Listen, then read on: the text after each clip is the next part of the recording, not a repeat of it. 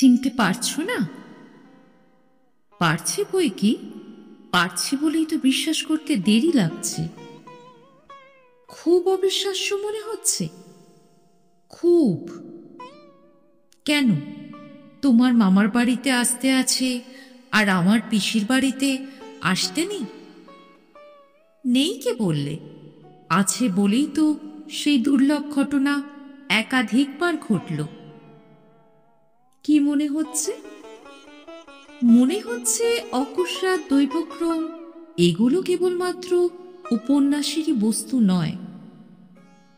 আর যদি বলি অকস্মাৎ নয়, দৈবক্রমও নয়, জেনে শুনে ইচ্ছে করে এসেছি, তাহলে সেই মধুর মিথ্যেকে পরম সত্য বলে গণ্য করে সর্বসুখ পাব। এখনো সেই রকম সাজিয়ে গুছিয়ে কথা বলতে পারো দেখছি। সাজিয়ে গুছিয়ে হয়তো, কিন্তু বানিয়ে বানিয়ে নয়।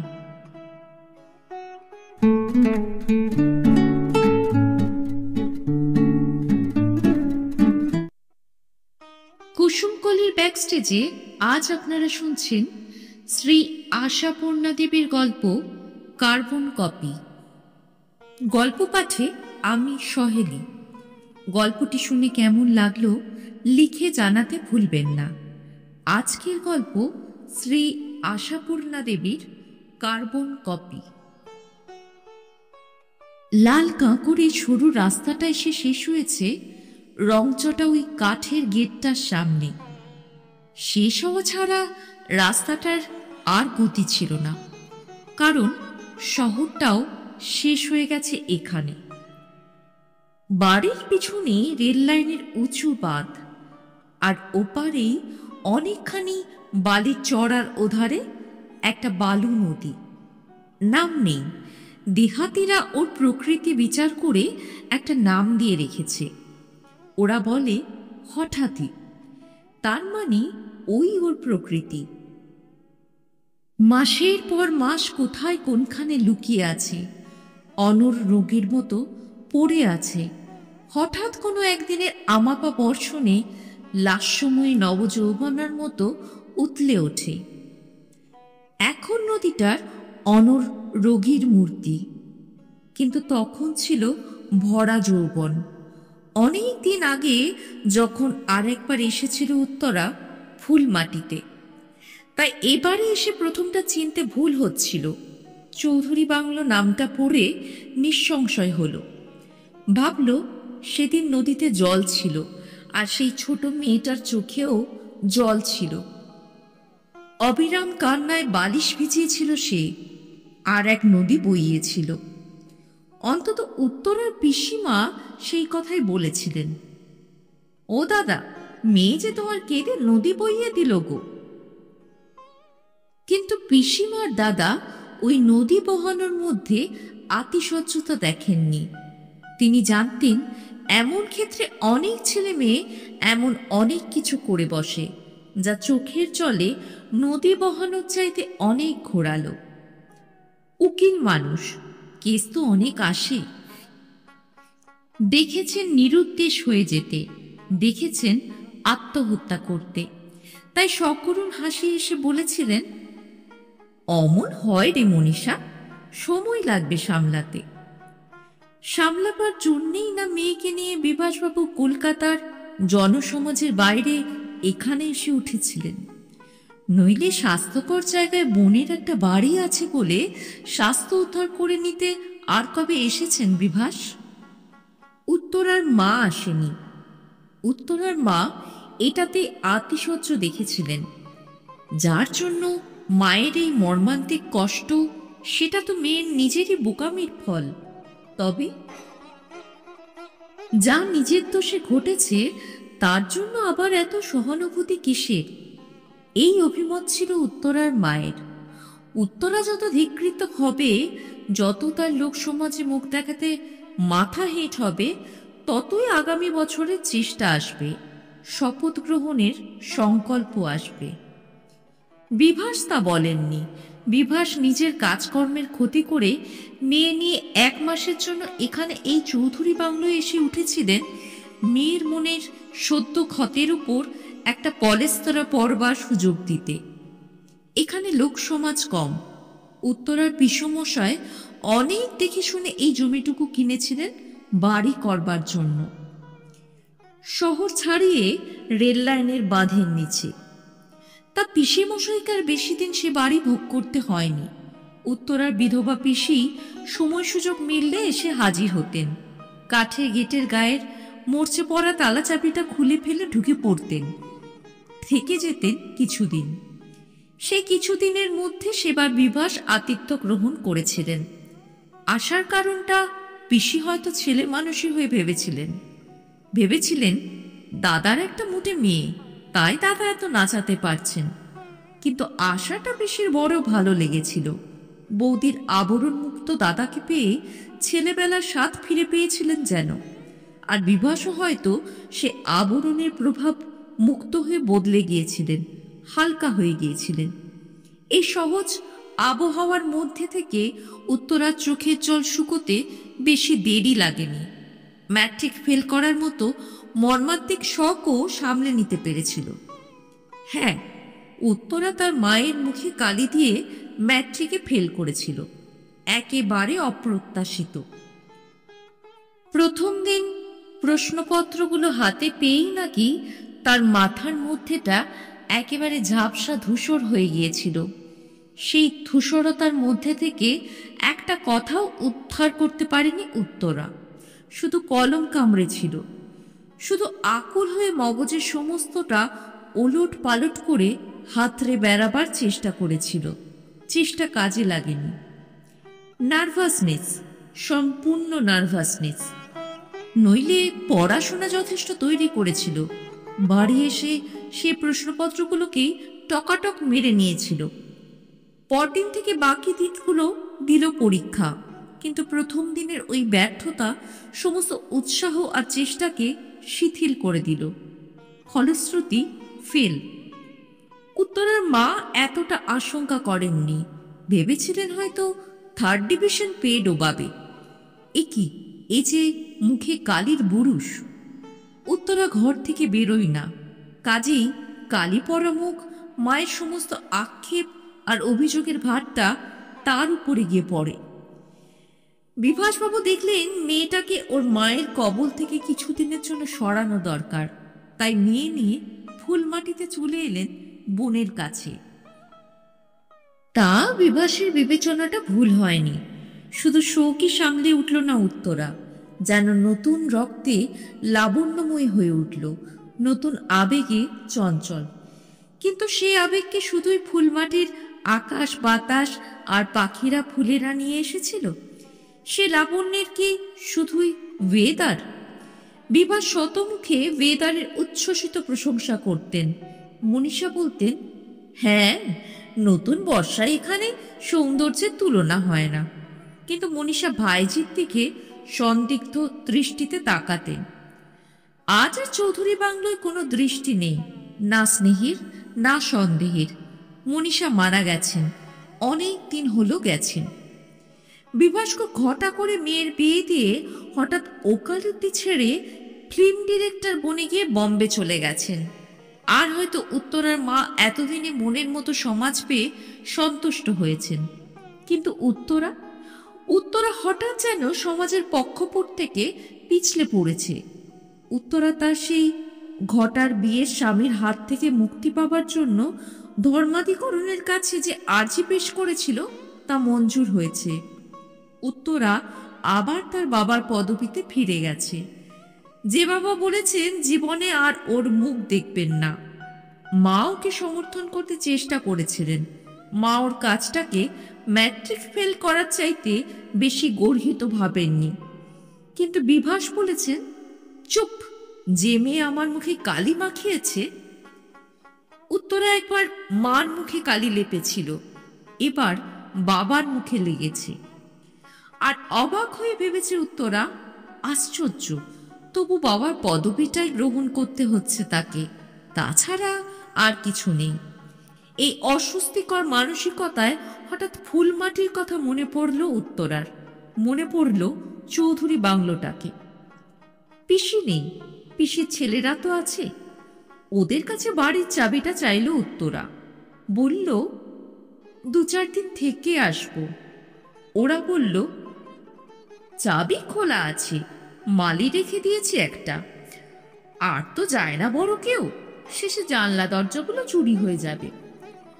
তা গেলে ওই মালিটাই রেঁধে বেড়ে দেবে। কিন্তু কথা হচ্ছে, উত্তরা হাসল, বলল বলো, শুনেই যাই তোমাদের কথা হচ্ছেটা। বোধহয় এই পাপি অসিকে বাড়িতে ঢুকতে দেওয়া নিয়ে দ্বিধায় পড়েছ। পিস্তুত দাদা বলল, আহ কি যে বলিস, কথা এই, ঠিক এই সময় অরণি গেছে ওখানে হপ্তাখানেকের জন্য, ও এলে। উত্তরা স্থির চোখে তাকালো। অরণি? দাদা বলল, হ্যাঁ অরণি, আমার পিস্তুত ভাই। কেন, তাকে তো দেখেছিস, সেবারে মামার সঙ্গে যখন গিয়েছিলি, অরণি গিয়েছিল যে। উত্তরা ভুরু কুঁচকে বলল, মনে পড়ছে, কিন্তু ওরা থাকতে আরো কারো যাওয়ার বাধা আছে? পিস্তুত দাদা মাথা চুলকে বলল, বাধা মানে আর কি, ও তো একা রয়েছে। কেন, ও স্ত্রী? স্ত্রী? হায় কপাল, মাথা নেই তার মাথা ব্যথা। ওই এক ছেলে, অমন কাজকর্ম করছে, অথচ না বিয়ে না সংসার। ওই ছুটি হলেই বেরিয়ে পড়ে, কদাচ কখনো ফুল মাটিতে যায়। এবারে তাও ও তো বলেছে সামনে শনিবার পর্যন্ত থাকবে, তুই বরং রবিবার। উত্তরা বলেছিল, দেখি।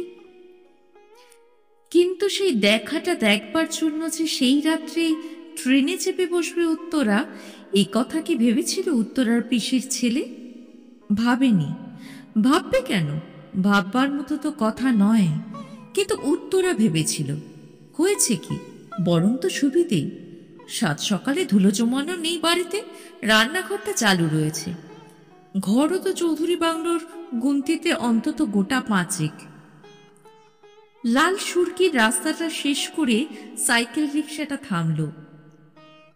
নেমে পড়ে গেট ঠেলে ঢুকে সে 5টা ঘরের দিকে তাকালো উত্তরা। কোন ঘরটায় যেন ছিল সেবারে? ওই পিছনের কোণেরটায় না? রেল লাইন দেখা যায় বলে বেছে নিয়েছিল। না, প্রথমটা বেঁচেছিল বোধহয় কেবলমাত্র পিছন বলেই, যাতে মুখ দেখাতে কম হয়। তারপর ঘরটা ভালো লেগে গেল। ঘরের পিছনে বাগান ছিল, তাই বলেছিল বাবাকে, পিসিকে। বাগান আছে এখনো।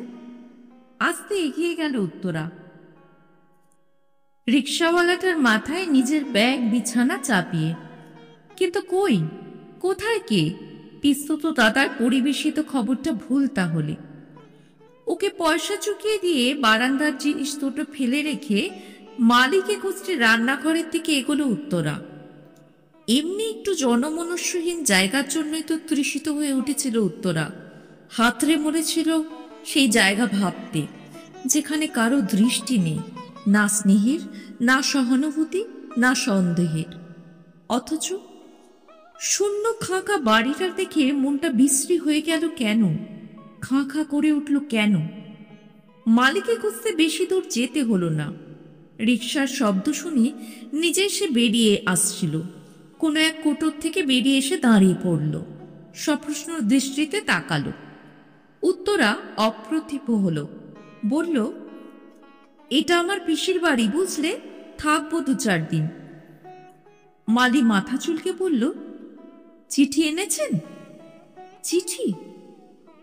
আগে মানে দাদা বাবুদের কারো চিঠি না হলে সেরেছে। তোমাদের আবার এইসব নিয়ম আছে নাকি? আমি নিশ্চিন্ত হয়ে মালি সবিনয়ে একটা বেতের চেয়ারে এগিয়ে দিয়ে বললে, বসুন, একটু বসুন। যে দাদা বাবু রয়েছে এখানে তিনি এলেই। উত্তরা 1 মিনিট শিথিল হয়ে যায়, কথা বলতে পারে না। তারপর নিজেকে চুস্ত করে নিয়ে বলে, দাদা বাবু? কোন দাদা বাবু আবার? আমি তো তোমার সব দাদা বাবুদেরই কলকাতায় রেখে এলাম, রমেন, সুমেন, শুভেন। মালির মুখে এবার হাসি ফোটে, বলে, তবে তো সবই জানেন, ইনি হচ্ছেন অরণি বাবু। এই বাড়িটা অরণি বাবুর মামার বাড়ি। ওহো, তো তাই বলো। উত্তরা প্রায় হাততালি দিয়ে ওঠে। খুব চিনি? বলতে হয় এতক্ষণ? তা কোথায় গেছেন? আগে পাখি মারতে। পাখি মারতে? আজকাল আবার শিকারী হয়ে উঠেছেন বুঝি বাবু? মালি হাস্য গোপন করে বলে, আগে শিকার বলে শিকার, খেলা বলেন খেলা। যান রোজ ভোরে বন্দুক ঘাড়ে করে, আর পাখি? বুড়ো আঙ্গুলটা তুলে নাচিয়ে দেয় লোকটা। আর এই উত্তর প্রত্যুত্তরের মাঝখানে আসামির আবির্ভাব, বন্দুক হাতে, বীরের বেশ। চমকে দাঁড়িয়ে পড়ে, অবাক হয়ে বলে, কে? উত্তরে একটু বাঁকা হাসি হাসে। চিনতে পারছো না? পারছি বই কি, পারছি বলেই তো বিশ্বাস করতে দেরি লাগছে। খুব অবিশ্বাস্য মনে হচ্ছে? খুব। কেন? তোমার মামার বাড়িতে আসতে আছে আর আমার পিসির বাড়িতে আসতে নেই? নেই কে বললে? আছে বলেই তো সেই দুর্লভ ঘটনা একাধিকবার ঘটল। কি মনে হচ্ছে? মনে হচ্ছে অকস্মাৎ দৈবক্রম এগুলো কেবলমাত্র উপন্যাসেরই বস্তু নয়।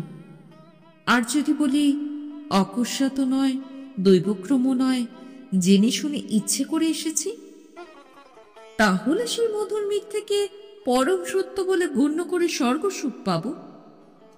এখনো সেই রকম সাজিয়ে গুছিয়ে কথা বলতে পারো দেখছি। সাজিয়ে গুছিয়ে হয়তো, কিন্তু বানিয়ে বানিয়ে নয়। তোমার কাঁধের বন্দুক থেকে ভয় করছে, গুলি টুলি করে বসবে না তো? ইচ্ছে করছে।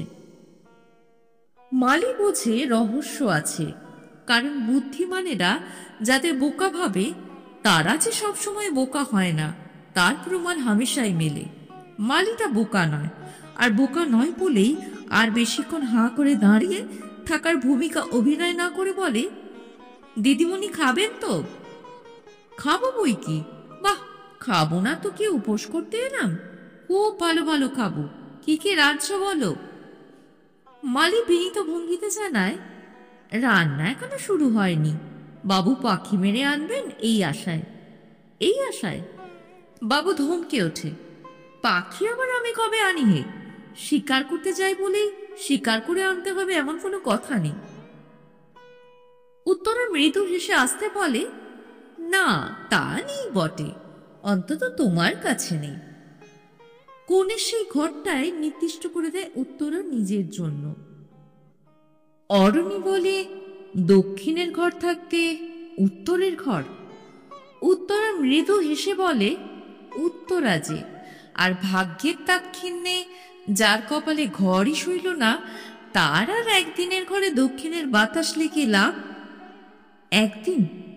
একদিন থাকবে বলে এসেছ? কিছুই বলে আসেনি।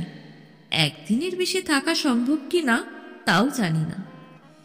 পিছনে সেই বাগানে এসে বসেছে ওরা, বিকেলের চা খাচ্ছে, বেতের চেয়ার পেতে। মালিটা সব গুছিয়ে দিয়ে গেছে।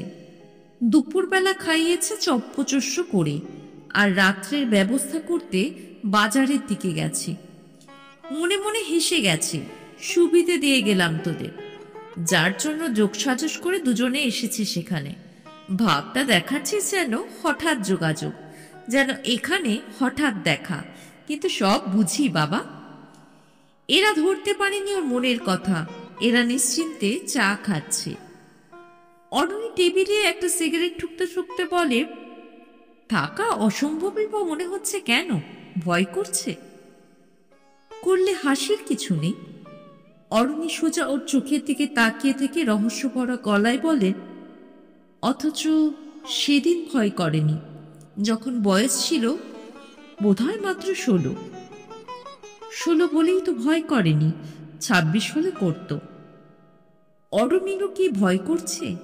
নইলে অরণি দেশলাই চালতে অত দেরি কেন? কথা শুরু করতে জল খেতে ইচ্ছে করছে কেন? স্বামীর সঙ্গে বিচ্ছেদ হলো কেন? ভাবনা থাকলেই বিচ্ছেদ হয়। ভাবের অভাব কিসের? এত ঘটার বিয়ে? বিয়েটা তো আসনি, জানলে কি করে ঘটার বিয়ে? না এলেও জানা যায়। আমার খবর রাখার তোমার দরকার কি? কিছু না, দেশের বহুবিধ খবরই তো রাখা হয়ে যায়। শুধু এই? তাছাড়া কি হবে? ওহ, মনে হচ্ছে ক্ষুণ্ণ হলে? হয়তো হলাম। কেন? আশা করেছিলাম বলবে আমার খবরে তোমার ধ্যান জ্ঞান।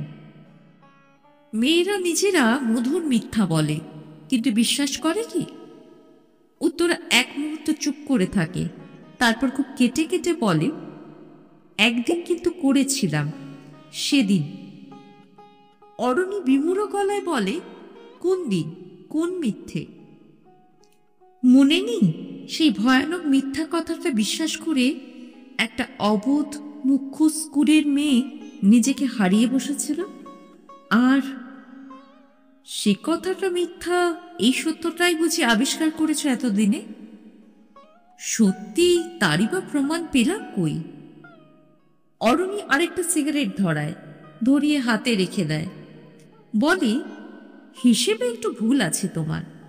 মেয়েটা অবোধ মুখ্য বালিকা, এটা ঠিক বসিয়েছ, কিন্তু ছেলেটা যে নিতান্ত মূঢ়, অজ্ঞান, 20 বছরের একটা ছেলে মাত্র, সেটা বসাওনি হিসেবের খাতায়। তা যদি বসাতে, প্রমাণ পেতে, সহজেই বুঝতে পারতে তার কাছে সেটাই সত্য ছিল। সেই প্রথম ভালো লাগাটাকে সে ভালোবাসা বলে বিশ্বাস করেছিল। কিন্তু মাত্র 20 বছরের মূঢ় ছেলেটার দুঃসাহসের তো অভাব ছিল না কিছু। মূঢ় বলেই অভাব ছিল না, দুঃসাহস তো মূঢ়দেরই। পিসি তাই বলেছিলেন বটে। পিসি? ওহ, মামি। হ্যাঁ, মামি বলেছিলেন, তোর যদি বয়সটা সাবালকের কোঠায় পৌঁছতো, তাহলে তোর বাপকে বলে দিয়ে বুঝিয়ে ছাড়তাম শাস্তি কাকে বলে। আমাকেও তাই বলেছিলেন। বলেছিলেন, পরিণাম জানলে আগুনে হাত দিতে যেতিস না, ভগবানের অশেষ দয়া, তাই আমি এসে পড়েছিলাম।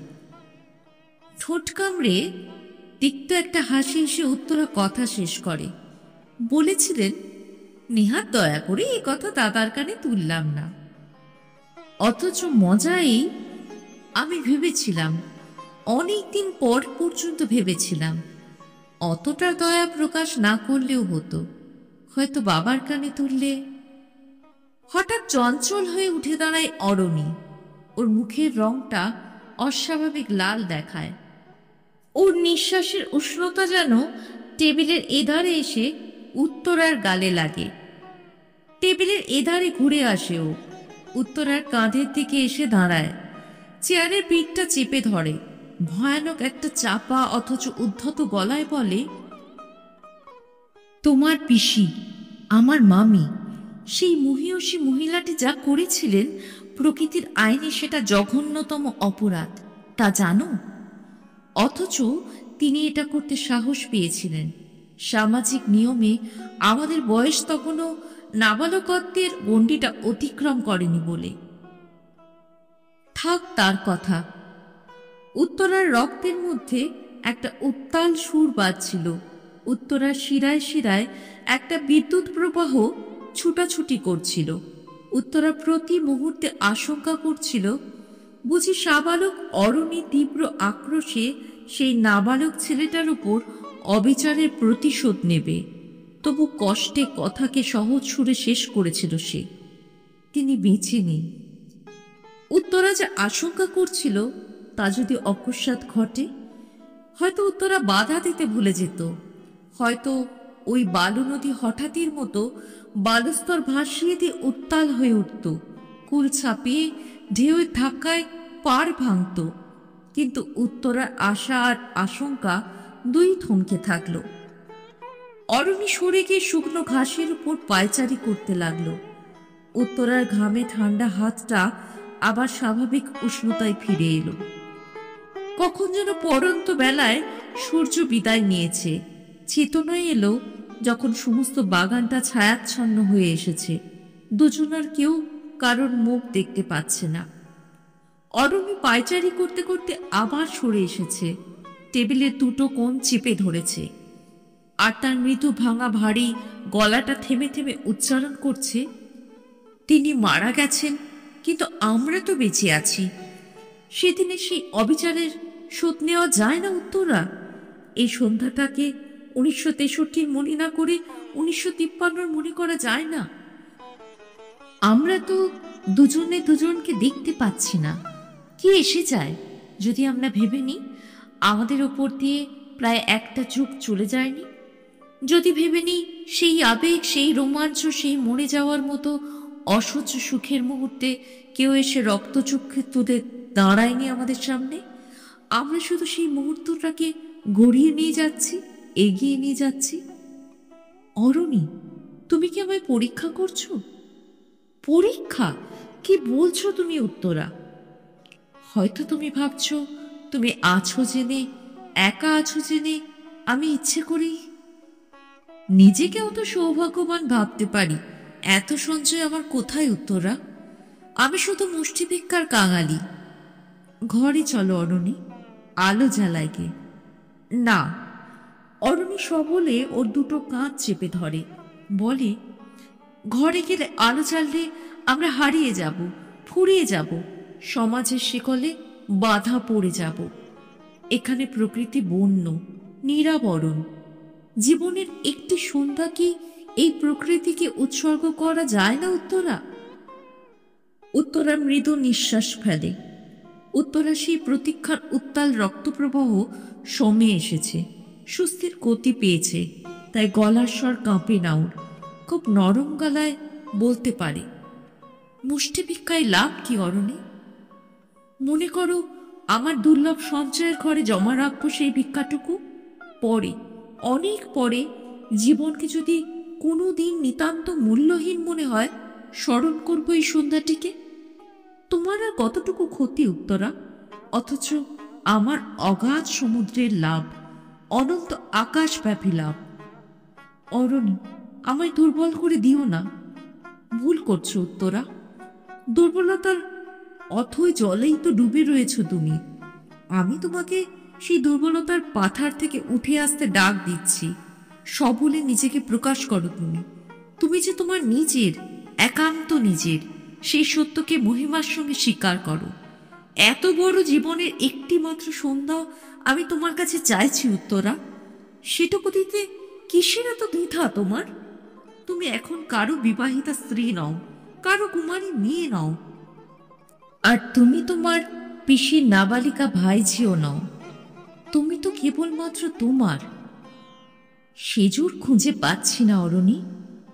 উত্তরা মনে মনে বলে, বরং তুমি সবল হও, তুমি আমায় লুট করে নাও। তোমার সেই জোরের কাছে আমি হারিয়ে যাব, মিলিয়ে যাব। মনে মনে এমনই কত কথা বলে উত্তরা, কিন্তু মুখে বলে, আমার বুকের মধ্যে কিরকম যেন করছে, অন্ধকারে আমার ভয় করছে। ঘরে চলো অরণি, আলো জ্বলা ঘরে। সমস্ত যৌবনকালটা ধরে শুধু গভীর একটা নিঃশ্বাস ফেলে বলে অরণি, কৃপণতাকে বাড়িয়েছ উত্তরা। অথচ সেদিন যখন এত লাবণ্যের কিছুই ছিল না, সেদিনের কথা বারবার তুলো না অরণি, বরং সেদিনের মতো নিজের চোরে কেড়ে নাও আমায়। অরণি এগিয়ে আসে, আরো কাছে। উত্তরের পিঠটা নয়, চেয়ারের পিঠটা চেপে ধরে, হতাশ গলায় বলে, তা হয় না উত্তরা। ভিক্ষুক হতে পারি, বিশ্বাসঘাতক হতে পারবো না। তুমি এসে একা বাড়িতে আমায় দেখে তক্ষুনি ফিরে গেলে না, নিশ্চিন্ত মনে রয়ে গেলে। এই বিশ্বস্ততার মূল্য শোধ করব কি নীচ হয়ে, ছোট হয়ে? যদি স্বেচ্ছায় দিতে, মাথায় করে নিতাম। জানো উত্তরা, সেই 20 বছরের ছেলেটা কত বছর কি অদ্ভুত একটা স্বপ্ন দেখেছে। উত্তরার গলা থেকে যে অস্ফুট আওয়াজটা বেরোয়, সেটা বোধহয় কি? অরণি আবেগরুদ্ধ গলায় বলে, সে স্বপ্ন উঁচু বাঁধের উপর রেল লাইন, চোখের সীমানায় এক দুরন্ত নদী, আর একটা বাড়িতে শুধু তুমি আর আমি। তোমার সেই স্বপ্নের কথা তো কোনোদিন আমার বাবার কাছে এসে বলনি অরণি। বলেছিলাম উত্তরা, তুমি জানতে পারোনি। তোমার বাবা বলেছিলেন, আমার মতো ইতর ছেলের হাতে মেয়ে দেওয়ার চাইতে মেয়েকে বরং কেটে জলে ভাসিয়ে দেবেন। অরণি, বানিয়ে বলছি না উত্তরা, দিনে দিনে তাই সেই স্বপ্ন শুধু স্বপ্নের কুয়াশায় হারিয়ে গেছে। কিন্তু আজ আজ আবার তুমি কেন এলে উত্তরা? একা একজন পুরুষের উপস্থিতি অগ্রাহ্য করে কেন রইলে? আমায় মাপ করো অরুণী। মোহময় জ্যোৎস্নাময় রাত্রিটা তোমার হাতে আছে উত্তরা, ভাববার, সিদ্ধান্ত করবার। রাতটা নেই অরুণী, 9টার গাড়িতে আমি ফিরে যাব। ট্রেনের টাইমে তাড়াতাড়ি লুচি ভাজতে ভাজতে মালিটা ভাবে, দূর, যা ভাবছিলাম তা নয়। যতই হোক নির্জন নিরম্বু একটা বাড়ি, বলতে গেলে একটা লোক। এখনকার মেয়েদের বেপরোয়া সাহস থেকে থেকে মনে করেছিলাম, ছি, ভারী লজ্জা করছে। উত্তরাকে ট্রেনে তুলে দিয়ে ফিরে আসতে অরুণী ভাবে, ঘৃণা হচ্ছে নিজের উপর, চাবুক মারতে ইচ্ছে হচ্ছে। কি লজ্জা, কি দৈন্য, দৈন্যের কি হাস্যকর প্রকাশ! কেন আমি ভিক্ষুকের মতো এত খেলো করলাম নিজেকে? সত্যি কি দরকার ছিল এতটার? ট্রেনটা একটানা শব্দ করে চলেছে, ঝিকঝিক ঝিকঝিক। সেই শব্দের মধ্যে উত্তরার ভাবনাগুলো স্পষ্ট হচ্ছে, মিলিয়ে যাচ্ছে। উত্তরাও ভাবছে, সত্যি কি দরকার ছিল এতটার, এতটা সূচিবাইয়ের? আমার এই মহান সুচিতার জবাবদিহি করতে যাব আমি কার কাছে? যদি নিজের কাছে হয়, সবটাই তো হাস্যকর রকমের মূল্যহীন। প্রতি মুহূর্তেই তো আকাঙ্ক্ষা করেছি আমি ওকে, আশা করেছি ও লুট করে নিকামায়। তবে জবাবদিহিটা তাহলে সেই সংস্কারের কাছে। বুঝতে পারছি আমি জীবন বিশ্বাসী নই, আমি সত্যধর্মী নই, এমনকি আমি আধুনিকও নই। আমি আবার সেই সেকেলে পিসির কার্বন কপি মাত্র। এছাড়া আর কিছু হবার ক্ষমতা নেই আমার।